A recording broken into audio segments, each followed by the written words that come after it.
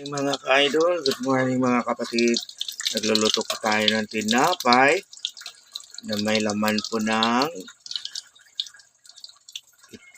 itlog sa loob. Dito tayo nagluluto sa ating dirty kitchen.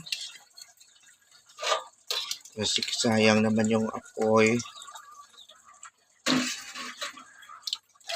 na pinagsaingan natin.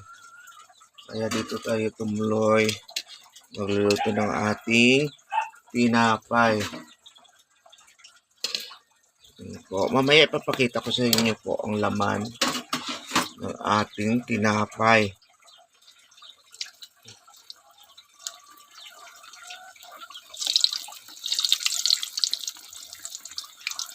Medyo mahina lang yung apoy natin para hindi siya lalay masunog at maluluto talaga siya yung sa loob. Sabagay yung laman, luto naman siya eh. Kasi luto naman yung itlog na ilagay natin. At saka mayroon pa po tayong ibang ingredients na nasa loob po.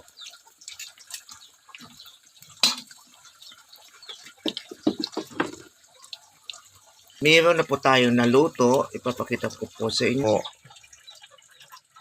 Luto na po yan. Oh. Malinis yung kamay ko ha. Ano natin, tingnan natin. Pakita natin yung loob, Yun. Mayroon siyang itlog sa loob. At mayroon tayong naluto na puting french fries at saka cheese dog po. Yun. Babalikan po natin yung ating niluto, baka masunog. Yun.